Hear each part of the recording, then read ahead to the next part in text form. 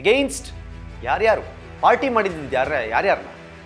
ಒಂದು ಕೇಂದ್ರ ಸರ್ಕಾರ, ಎರಡನೇದು ರಾಜ್ಯ ಸರ್ಕಾರ, ಮೂರನೇದು ಡಿಜಿಪಿ, ನಾಲ್ಕನೇದು ಮಂಗಳೂರು SP, ಐದನೇದು ಬೆಳ್ತಂಗಡಿ ಪೊಲೀಸ್ ಸ್ಟೇಷನ್, ಆರನೇದು ಧರ್ಮಸ್ಥಳ ಆಡಳಿತ ಮಂಡಳಿ, ಏಳನೇದು CBI. ರಿಟ್ ಅರ್ಜಿಯನ್ನು ಸಲ್ಲಿಸಿದ್ರಲ್ಲ ಮುಚ್ಚಿದ ಲಕೋಟೆಯಲ್ಲಿ. ಈ ಮುಚ್ಚಿದ ಲಕೋಟೆಯಲ್ಲಿ ಸುಪ್ರೀಂ ಕೋರ್ಟ್ಗೆ ಕೊಟ್ಟ ಅರ್ಜಿ ಸಮೀರನ್ಗೆ ಹೇಗೆ ಸಿಕ್ತು? ಅಲ್ಲಿಗೆ ಅಧಿಕೃತವಾಗಿ ಸಮೀರ್ ಸಹ ಈ ಷಡ್ಯಂತ್ರದ ಒಂದು ಭಾಗ. ಸಮೀರ್ ಸಹ ಈ ಬುರುಡೆ ಗ್ಯಾಂಗ್ನ ಬಹುದೊಡ್ಡ ಸದಸ್ಯ, ಅದರಲ್ಲಿ ಎರಡನೇ ಮಾತೇ ಇಲ್ಲ.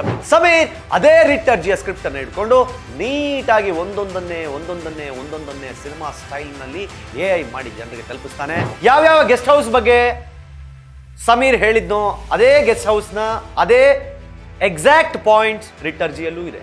ಸುಪ್ರೀಂ ಕೋರ್ಟ್ನಿಂದ ರಿಜೆಕ್ಟ್ ಆದ ಒಂದು ರಿಟ್ ಅರ್ಜಿಯನ್ನ ತನ್ನ ವಿಡಿಯೋದ ಸ್ಕ್ರಿಪ್ಟ್ ಆಗಿ ಮಾಡಿಕೊಂಡ ಸಮೀರ್ಗೆ ಏನು ಹೇಳಬೇಕು? ನಮಸ್ಕಾರ, ಸ್ಪೀಡ್ ಪ್ಲಸ್ ಕರ್ನಾಟಕದ ವಿಶೇಷ ಕಾರ್ಯಕ್ರಮಕ್ಕೆ ಸ್ವಾಗತ. ನಾನು ನಿಮ್ಮ ಕಿರಿಕೀರ್ತಿ. ಒಂದು ಪಬ್ಲಿಕ್ ಇಂಟ್ರೆಸ್ಟ್ ಲಿಟಿಗೇಷನ್ ಅನ್ನ ಸುಪ್ರೀಂ ಕೋರ್ಟ್ ನೇರ ಛೀಮಾರಿ ಹಾಕಿ ಕ್ಯಾಕರಿಸಿ ಮಖಕ್ಕೆ ಕುಗಿದು ರಿಜೆಕ್ಟ್ ಮಾಡುತ್ತೆ. ಆದರೆ ಅದಕ್ಕೆ ಮುಂಚೆ ಏಪ್ರಿಲ್ 30, 2025 ಈ ಬುರುಡೆ ಗ್ಯಾಂಗ್ನ ಪ್ರಮುಖ ಸದಸ್ಯ ಅಂತ ಕರೆಸ್ಕೊಳ್ಳುವಂತಹ ಚಿನ್ನಯ್ಯನ ಮೂಲಕವಾಗಿ XXXX ಅನ್ನೋ ಹೆಸರಿನಲ್ಲಿ, ಅಂದರೆ ಅವನ ಐಡೆಂಟಿಟಿಯನ್ನು ಮುಚ್ಚಿದ ಲಕೋಟೆಯಲ್ಲಿ ಒಂದು ರಿಟ್ ಅರ್ಜಿಯನ್ನು ಸಲ್ಲಿಸ್ತಾರೆ. ಅದು 5ನೇ ತಾರೀಕು ಹಿಯರಿಂಗ್ ಬರುತ್ತೆ ಸುಪ್ರೀಂ ಕೋರ್ಟ್ನಲ್ಲಿ. 5ನೇ ತಾರೀಕು ಹಿಯರಿಂಗ್ ಬಂದ ಕೂಡಲೇ ಸುಪ್ರೀಂ ಕೋರ್ಟ್ ಅದನ್ನು ಗಮನಿಸುತ್ತೆ. ಹೇಳುತ್ತೆ 1995ರಿಂದ 2014 ಕಥೆಯನ್ನು ನೀವು ಇವಾಗ ಇಷ್ಟು ಲೇಟಾಗಿ ತೊಗೊಂಬಂದ್ರೆ ನಾವು ಇದನ್ನು ಯಾಕೆ ಕನ್ಸಿಡರ್ ಮಾಡಬೇಕು ಅಂತ ಕೇಳುತ್ತೆ. ಓಕೆ, ಅದರ ಆಚೆಗೂ ಕನ್ಸಿಡರ್ ಮಾಡಿದ್ವಿ ಅಂತಾನೆ ಇಟ್ಕೊಳ್ಳೋಣ. ಆದರೆ ಇದರಲ್ಲಿ ಏನಿದೆ, ಇದರ ಉದ್ದೇಶ ಏನಿದೆ? ಅಪ್ಪಿತಪ್ಪಿ ಈ ಪಬ್ಲಿಕ್ ಇಂಟ್ರೆಸ್ಟ್ ಲಿಟಿಗೇಷನ್ ಏನಾದರೂ ನಾವು ಅಕ್ಸೆಪ್ಟ್ ಮಾಡಿದ್ದೆ ಆದರೆ ನಿಜವಾಗಿಯೂ ಪಬ್ಲಿಕ್ ಇಂಟ್ರೆಸ್ಟ್ ಲಿಟಿಗೇಷನಲ್ಲಿ ಬರುವ ಬೇರೆ ಅರ್ಜಿಗಳೇನಿದೆ ಅದಕ್ಕೆ ನಾವು ಮಾಡುವ ಅವಮಾನ ಆಗೋಗ್ಬಿಡುತ್ತೆ. ಆ ಗ್ರೌಂಡ್ಸ್ನಲ್ಲಿ ಯಾವುದೇ ಕಾರಣಕ್ಕೂ ಇದನ್ನು ನಾವು ಅಕ್ಸೆಪ್ಟ್ ಮಾಡಲಿಕ್ಕೆ ಬರೋದಿಲ್ಲ. ಯಾಕಂದರೆ ಇದು ಪಬ್ಲಿಕ್ ಇಂಟ್ರೆಸ್ಟ್ ಲಿಟಿಗೇಷನ್ ಅಲ್ಲ, ಇದು ಪಬ್ಲಿಸಿಟಿ ಇಂಟ್ರೆಸ್ಟ್ ಲಿಟಿಗೇಷನ್, ಇದು ಪ್ರೈವೇಟ್ ಇಂಟ್ರೆಸ್ಟ್ ಲಿಟಿಗೇಷನ್, ಇದು ಪೈಸಾ ಇಂಟ್ರೆಸ್ಟ್ ಲಿಟಿಗೇಷನ್ ಮತ್ತು ಇದು ಪೊಲಿಟಿಕಲ್ ಇಂಟ್ರೆಸ್ಟ್ ಲಿಟಿಗೇಷನ್ ಅಂತ ಹೇಳಿ ಕ್ಯಾಕರಿಸಿ ಮೊಕಕ್ಕೆ ಹೋಗಿರುತ್ತೆ. ಇದಾಗಿದ್ದು ಮೇ 5, 2025.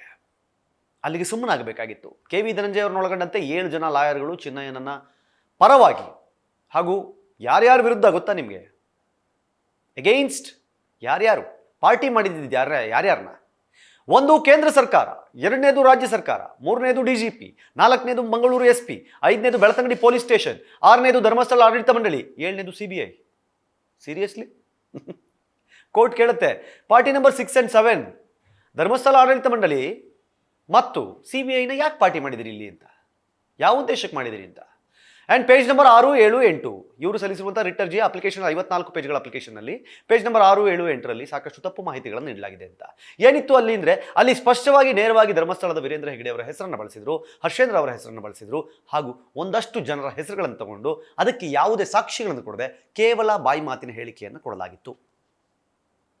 ಆ್ಯಂಡ್ ಇಡೀ ರಿಟ್ ಅರ್ಜಿಯಲ್ಲಿ ಈ ಒಂದು ಸಾಕ್ಷಿಯನ್ನು ಹೇಗೆ ಪ್ರೊಟೆಕ್ಟ್ ಮಾಡಬೇಕು, ಹೇಗೆ ಉಳಿಸ್ಕೋಬೇಕು, ಏನು ಮಾಡಬೇಕು, ಅವನಿಗೆ ಎಲ್ಲಿ ಪ್ರೊಟೆಕ್ಷನ್ ಕೊಡಬೇಕು, CCTV ಎಲ್ಲಿ ಹಾಕ್ಸ್ಬೇಕು, ಫೋನ್ ಹೆಂಗೆ ಕನೆಕ್ಟ್ ಮಾಡಿಸ್ಬೇಕು, ಅವನ ಫ್ಯಾಮಿಲಿಗೆ ಯಾವ ಥರ ಪ್ರೊಟೆಕ್ಷನ್ ಕೊಡಬೇಕು, ಇವೆಲ್ಲವನ್ನು ಕೇಳಿದ್ರು ಅಲ್ಲಿ. ಇದೆಲ್ಲ ಕೇಳಿದ್ಮೇಲೆ ಅದನ್ನು ನೀಟಾಗಿ squash in the sense reject ಮಾಡಿ ಬಿಸಾಕಿತ್ತು ಸುಪ್ರೀಂ ಕೋರ್ಟ್. ಆದರೆ ಈಗ ಮ್ಯಾಟ್ರ್ ಏನು ಅಂತಂದರೆ, ಈ ರಿಟ್ ಅರ್ಜಿಯನ್ನು ಸಲ್ಲಿಸಿದ್ರಲ್ಲ ಮುಚ್ಚಿದ ಲಕೋಟೆಯಲ್ಲಿ, ಈ ಮುಚ್ಚಿದ ಲಕೋಟೆಯಲ್ಲಿ ಸುಪ್ರೀಂ ಕೋರ್ಟ್ಗೆ ಕೊಟ್ಟ ಅರ್ಜಿ ಸಮೀರನ್ಗೆ ಹೇಗೆ ಸಿಕ್ತು? ಮೊಹಮ್ಮದ್ ಸಮೀರ್ ತನ್ನ ವಿಡಿಯೋ ಒಂದನ್ನು ಮಾಡ್ತಾನೆ, ಧರ್ಮಸ್ಥಳ ಸೀರಿಯಲ್ ಕಿಲ್ಲರ್ಸ್ ಅಂತ. ಆ ವಿಡಿಯೋದಲ್ಲಿರುವ ಸ್ಕ್ರಿಪ್ಟ್ ಮತ್ತು ರಿಟ್ ಅರ್ಜಿಯಲ್ಲಿರುವ ಹೇಳಿಕೆಗಳು ಸೇಮ್ ಟು ಸೇಮ್ ಒಂದೇ. ಅಲ್ಲಿಗೆ ಅಧಿಕೃತವಾಗಿ ಸಮೀರ್ ಸಹ ಈ ಷಡ್ಯಂತ್ರದ ಒಂದು ಭಾಗ.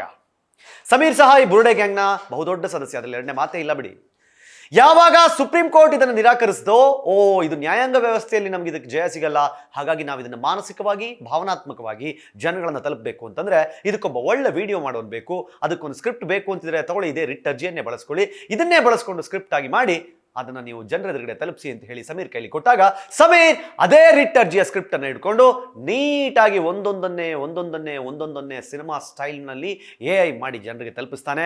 ಅದು ಸತ್ಯನಾ ಸುಳ್ಳ ಅಂತ ಅವನು ಪರಿಗಣಿಸೋಕ್ಕೂ ಹೋಗೋದಿಲ್ಲ. ಅಟ್ ದ ಸೇಮ್ ಟೈಮ್ ಆ ಸಮಯದಲ್ಲಿ ನನಗೆ ಯಾವುದೇ ಕಾರಣಕ್ಕೂ ಚಿನ್ನಯ್ಯನ ಪರಿಚಯ ಇಲ್ಲ ಅನ್ನುವ ಅರ್ಥದಲ್ಲಿ, ಅಂದರೆ ಅವತ್ತಿನ ಭೀಮಾ ನನಗೆ ಪರಿಚಯ ಇಲ್ಲ ಅನ್ನುವ ಅರ್ಥದಲ್ಲಿ ಪೋಸ್ ಕೊಡ್ತಾ ಇದ್ರು ಈ ಗ್ಯಾಂಗ್.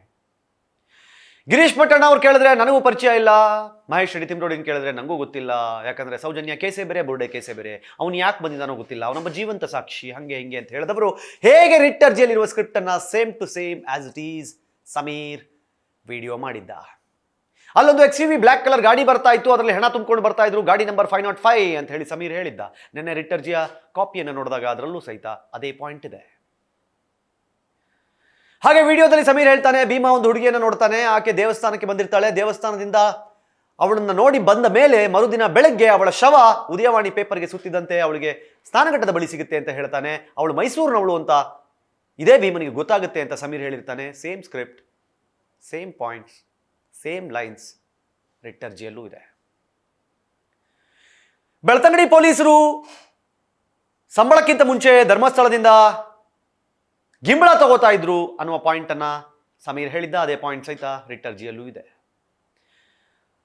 ದೇವಸ್ಥಾನದ ಮಾಹಿತಿ ಕೇಂದ್ರದಿಂದ ಯಾರ್ಯಾರ ಹೆಸರನ್ನ ಹೇಳಿದ್ನೋ ಅದೇ ಹೆಸರುಗಳನ್ನ ರಿಟ್ ಅರ್ಜಿಯಲ್ಲೂ ಮೆನ್ಷನ್ ಮಾಡಲಾಗಿದೆ. ಯಾವ್ಯಾವ ಗೆಸ್ಟ್ ಹೌಸ್ ಬಗ್ಗೆ ಸಮೀರ್ ಹೇಳಿದ್ನೋ ಅದೇ ಗೆಸ್ಟ್ ಹೌಸ್ನ ಅದೇ ಎಕ್ಸಾಕ್ಟ್ ಪಾಯಿಂಟ್ಸ್ ರಿಟ್ ಅರ್ಜಿಯಲ್ಲೂ ಇದೆ. ಸುಪ್ರೀಂ ಕೋರ್ಟ್ನಿಂದ ರಿಜೆಕ್ಟ್ ಆದ ಒಂದು ರಿಟ್ ಅರ್ಜಿಯನ್ನ ತನ್ನ ವಿಡಿಯೋದ ಸ್ಕ್ರಿಪ್ಟ್ ಆಗಿ ಮಾಡಿಕೊಂಡ ಸಮೀರ್ಗೆ ಏನು ಹೇಳಬೇಕು? ಇವರು ಮಾಡ್ತಿರೋದು ಷಡ್ಯಂತ್ರ ಅಂತ ಡೇ ಒನ್ನಿಂದ ನಾವು ಹೇಳ್ತಾ ಇದ್ದಾಗ ನೀವು ಯಾರು ನಂಬಲಿಲ್ಲ. ಆದರೆ ಇದನ್ನು ಮೊಟ್ಟ ಮೊದಲ ಬಾರಿಗೆ ಷಡ್ಯಂತ್ರ ಅಂತ ಹೇಳಿದ್ದೆ ಸುಪ್ರೀಂ ಕೋರ್ಟ್. ನಾವು ಜುಲೈನಲ್ಲಿ ಅವನ ವಿಡಿಯೋ ಬಂದ ಮೇಲೆ ಅದಾದ ಮೇಲೆ ನೋಡಿದ್ರ ನಮ್ಮ ತಾಕತ್ತು ಹೆಂಗಿದೆ, ಒಂದು ಸೋಷಿಯಲ್ ಮೀಡಿಯಾದಿಂದಾಗಿ ನಾವು ಇವತ್ತು SIT ರಚನೆ ಮಾಡಿಸ್ಬಿಟ್ರಿ ಅಂತ ಹೇಳಿ ಯೂಟ್ಯೂಬ್ ಚಾನಲ್ನಲ್ಲಿ ಕೂತ್ಕೊಂಡು ಬೀಗ್ತಾ ಇದ್ದವರು ಇವತ್ತು ಅವನು ಬಂದು ನಮ್ಮ ಹತ್ರ ಹೇಳ್ದ, ಅದನ್ನು ಕೇಳ್ಕೊಂಡು ಮಾಡಿದ್ವಿ. ಯಾವುದೋ ಅಜ್ಜಿ ಬಂದು ನಮ್ಮ ಹತ್ರ ಕಣ್ಣೀರು ಹಾಕಿದ್ಲು, ಅದಕ್ಕೋಸ್ಕರ ನಾವು ವಿಡಿಯೋ ಮಾಡಿದ್ವಿ ಅಂತ ಹೇಳಿ ಕತೆ ಹೊಡಿಲಿಕ್ಕೆ ಶುರು ಮಾಡಿದ್ದಾರೆ. ಈ ವಿಡಿಯೋ ಮಾಡುವಾಗ ಇದನ್ನು ಜನರಿಗೆ ನಂಬಿಸಿದ್ರೆ, ಇದು ಜನರಿಗೆ ಭಾವನಾತ್ಮಕವಾಗಿ ಟಚ್ ಆದರೆ ಇದು ಕರ್ನಾಟಕದಲ್ಲಿ ಯಾವ ರೀತಿಯ ಅಭಿಪ್ರಾಯವನ್ನ ಸೃಷ್ಟಿ ಮಾಡಬಹುದು ಮತ್ತು ಯಾವ ರೀತಿಯ ಪರಿಣಾಮವನ್ನು ಬೀರಬಹುದು ಅನ್ನೋದನ್ನು ಯೋಚನೆ ಮಾಡದೇನೆ ಸಮಾಜದ ಸ್ವಾಸ್ಥ್ಯವನ್ನು ಹಾಳು ಮಾಡಿದ್ದು ಅಲ್ಲದೆ ಸುಪ್ರೀಂ ಕೋರ್ಟ್ಗೆ ಇನ್ಫ್ಯಾಕ್ಟ್ ನ್ಯಾಯಾಂಗ ನಿಂದನೆಯನ್ನ ಮಾಡಿ ಅದನ್ನು ಮುಚ್ಚಿಟ್ಟು ಸರ್ಕಾರಕ್ಕೆ ಮಣ್ಣೆರಚಿ, ನ್ಯಾಯಾಲಯಕ್ಕೆ ಮಣ್ಣೆರಚಿ, ಕೆಳಹಂತದ ನ್ಯಾಯಾಲಯಕ್ಕೆ ಬೆಳ್ತಂಗಡಿಗೆ ಬಂದು ಅಲ್ಲಿನ ಮ್ಯಾಜಿಸ್ಟ್ರೇಟ್ಗೆ ಮಣ್ಣೆರಚಿ, SITಗೆ ಮಣ್ಣೆರಚಿ, ಕರ್ನಾಟಕದ ಜನರಿಗೆ ಮಣ್ಣೆರಚಿ, ಕರ್ನಾಟಕದ ಮಾಧ್ಯಮಗಳ ಕಣ್ಣಿಗೆ ಮಣ್ಣೆರಚಿ, ಕರ್ನಾಟಕದ ಜನರ ಭಾವನೆಗಳಿಗೆ ಮಣ್ಣೆರಚಿದ ಇಂಥವರನ್ನ ಏನ್ ಮಾಡಬೇಕು? ಕಳೆದ 6 ತಿಂಗಳಿಂದ ಕರ್ನಾಟಕದಲ್ಲಿ ಇದೊಂದು ವಿಚಾರ ಹಿಡ್ಕೊಂಡು ಧರ್ಮಸ್ಥಳವನ್ನ ನೇರ ಟಾರ್ಗೆಟ್ ಮಾಡಬೇಕು ಅನ್ನೋ ಉದ್ದೇಶದಿಂದ ಎಲ್ಲವನ್ನ ಹಂತ ಹಂತವಾಗಿ ಮಾಡ್ಕೊಂಡು ಬಂದವರು ಈಗ ಸೈಲೆಂಟ್ ಆಗಿದ್ಯಾಕೆ? ಅವತ್ತು ಒಂದು ರಿಟ್ ಅರ್ಜಿ ಸಲ್ಲಿಸಲಿಕ್ಕೆ ಚಿನ್ನಯ್ಯನ ಜೊತೆಗೆ 7 ಜನ ಲಾಯರ್ಗಳು ಹೋಗಿದ್ರು. ಆದರೆ ಇವತ್ತು ಚಿನ್ನಯ್ಯನ ಪರವಾಗಿ ವಾದ ಮಾಡಲಿಕ್ಕೆ ಒಬ್ಬ ಲಾಯರ್ ಇಲ್ಲ. ಸರ್ಕಾರದಿಂದ ಅವನಿಗೆ ಲಾಯರನ್ನು ಒದಗಿಸಲಾಗಿದೆ. ಈ ಪರಿಸ್ಥಿತಿಗೆ ಕಾರಣ ಯಾರು? ಎಲ್ಲೋ ಕೆಲಸ ಮಾಡಿಕೊಂಡು ನೆಮ್ಮದಿಯಾಗಿದ್ದ ಚಿನ್ನಯ್ಯನನ್ನ ಕರ್ಕೊಂಡು ಬಂದು ಈ ರೀತಿಯಲ್ಲಿ ಅವನನ್ನು ಉಪಯೋಗಿಸಿಕೊಂಡು ಇವತ್ತು ಅವನು ಜೈಲಿನಲ್ಲಿ ಕೊಳೆಯೋ ಹಾಗೆ ಮಾಡಿದಂತಹ ಒಬ್ಬ ದಲಿತ, ಆತ ಒಬ್ಬ ದಲಿತ ಅನ್ನೋದನ್ನ ನೆನ್ಪಿಟ್ಕೊಳ್ಳಿ. ಒಬ್ಬ ದಲಿತನನ್ನ ಹೀಗೆಲ್ಲ ಬಳಸ್ಕೊಂಡು ಕರ್ಕೊಂಡು ಬಂದು ಅವನನ್ನು ಉಪಯೋಗಿಸ್ಕೊಂಡು ಇವತ್ತು ಅವನಿಗೆ ಅವರ ಮನೆಯಲ್ಲಿಯೇ ಆಶ್ರಯ ಕೊಟ್ಟು ನಂತರ ಅವರ ಹೆಂಡತಿ ಮಲ್ಲಿಕಾ ಹೇಳುವ ಪ್ರಕಾರ ಅವನಿಗೆ ಥಳಿಸಿ ಹೊಡೆದು ಬಡಿದು ಹೇಗಾದರೂ ಮಾಡಿ ಅವನ ಬಾಯಿಯಿಂದ ಸುಳ್ಳನ್ನು ಕಕ್ಕಿಸಬೇಕು ಅನ್ನೋ ಪ್ರಯತ್ನವನ್ನು ಮಾಡಿ ಅದು ಫೇಲ್ ಆದಾಗ ಅವನನ್ನು ಕೈಬಿಟ್ಟು ಇಂದು ಆತ ಶಿವಮೊಗ್ಗ ಜೈಲಿನಲ್ಲಿ ಕೊಳೆಯೋ ಹಾಗೆ ಮಾಡಿರುವ ಈ ಒಂದು ಬುರುಡೆ ಗ್ಯಾಂಗ್ಗೆ ಏನು ಮಾಡಬೇಕು ನೀವೇ ಹೇಳಿ? ಇನ್ನೂ ಸಹಿತ ಈ ಬುರುಡೆ ಗ್ಯಾಂಗ್ನ ಸಪೋರ್ಟ್ ಮಾಡುವಂತಹ ಒಂದಷ್ಟು ಕೀಳು ಮಟ್ಟದ ಕೆಳ ಹಂತದ ಕಚಡ ಮನಸ್ಥಿತಿಯ ಒಂದಿಷ್ಟು ಬ್ರೈನ್ಗಳಿದ್ದಾವೆ. ಅವುಗಳನ್ನೇನು ಮಾಡ್ಲಿಕ್ಕಾಗಲ್ಲ. ಅವುಗಳಿಗೆ ಎಷ್ಟು ನೋಡಿ, ನಾನು ಹೇಳಿದ್ದು ಸುಳ್ಳು ಅಂತ ಸಮೀರ್ ಹೇಳಿದ್ದಾಯ್ತು, ನಾನು ಹೇಳಿದ್ದು ಸುಳ್ಳು ಅಂತ ಚಿನ್ನಯ್ಯ ಹೇಳಿದ್ದಾಯ್ತು, ನಾನು ಹೇಳಿದ್ದು ಸುಳ್ಳು ಅಂತ ಸುಜಾತ ಭಟ್ ಹೇಳಿದ್ದಾಯ್ತು. ಆದರೂ ಅದನ್ನೇ ನಂಬುವ ಇಂತಹ ಮೂಢ ಅರ್ಧ ತಲೆ ಮಾಸಿದ ಜನಗಳಿಗೆ ಏನು ಮಾಡಬೇಕು ಗೊತ್ತಿಲ್ಲ. ಓಕೆ, ಪರವಾಗಿಲ್ಲ, ಅವ್ರ ಮನಸ್ಥಿತಿಗಳು ಹಾಗೆ ಇರಲಿ. ಅದು ನನ್ನ ಪ್ರಕಾರ ಅದರ ಇಂಪ್ಯಾಕ್ಟ್ ಬೇರೆ ಬೇರೆ ಕಡೆ ಅವ್ರಿಗೆ ಆಗಬಹುದು. ಒಂದು ರೀತಿಯಲ್ಲಿ ಅವರು ಸಹಿತ ಬುರುಡೆ ಗ್ಯಾಂಗ್ನ ಸದಸ್ಯರೇ ಅವರು. ಸೊ ಇನ್ನು ಮಹೇಶ್ ಶೆಟ್ಟಿ ತಿಮ್ರೋಡಿ ತಪ್ಪಿಸ್ಕೊಂಡು ಓಡಿ ಹೋದವರು ಎಲ್ಲಿದ್ದಾರೆ ಅಂತ ಗೊತ್ತಿಲ್ಲ. ಇವತ್ತು 3ನೇ ನೋಟಿಸ್ ಕೊಟ್ಟರು ಸಹಿತ ಇನ್ನೂ ಅವರು ಪೊಲೀಸ್ ಸ್ಟೇಷನ್ಗೆ ಹಾಜರಾಗಿಲ್ಲ. ಗಿರೀಶ್ ಪಟ್ಟಣದವರು ನೆನ್ನೆ ಉದ್ದುದ್ದ ಭಾಷಣವನ್ನು ಮಾಡ್ತಾ ಇದ್ರು. ಎಷ್ಟು ದಿನಗಳ ಕಾಲ ಭಾಷಣ ಮಾಡ್ಬೋದು ಅಂತ ಗೊತ್ತಿಲ್ಲ. ಟಿ ಜಯಂತಿಗೆ ಆಲ್ರೆಡಿ ಭಯ ಶುರುವಾಗಿದೆ. ಇನ್ನುಳಿದ ಕೆಲವರು ಯಾವಾಗ ನಮ್ಮನ್ನು ಪೊಲೀಸ್ನವರು ಕರ್ಕೊಂಡು ಹೋಗಿ ಮಹಾಮಂಗಳಾರತಿಗೆ ವ್ಯವಸ್ಥೆ ಮಾಡ್ತಾರೆ ಅಂತ ಕಾಯ್ತಾ ಇದ್ದಾರೆ.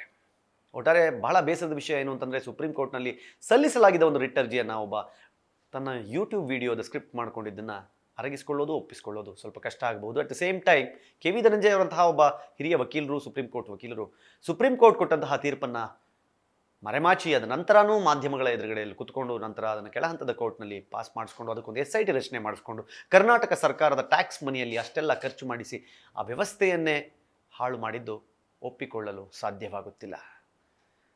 ನಿಮ್ಮ ಮನಸ್ಸಲ್ಲಿ ಈಗೇನಿದೆ ಕಮೆಂಟ್ ಮಾಡಿ ಹೇಳಿ. ನೋಡ್ತಾ ಇರಿ ಸ್ಪೀಡ್ ಪ್ಲಸ್ ಕರ್ನಾಟಕ. ಇದು ನಿಮ್ಮಿಂದ ನಿಮಗಾಗಿ ನಿಮಗೋಸ್ಕರ. ಮತ್ತೆ ಸಿಗ್ತೀನಿ. ನಮಸ್ಕಾರ.